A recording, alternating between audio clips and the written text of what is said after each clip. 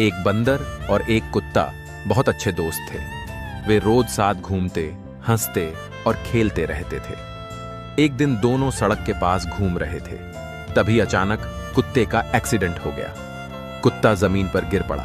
बंदर घबराया नहीं, वह कुत्ते को तुरंत अस्पताल ले गया, लेकिन इलाज के लिए पैसे चाहिए थे।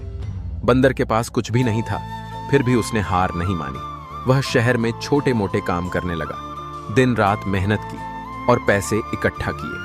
आखिरकार बंदर अस्पताल पहुंचा और कुत्ते का इलाज करवाया। कुत्ते की जान बच गई।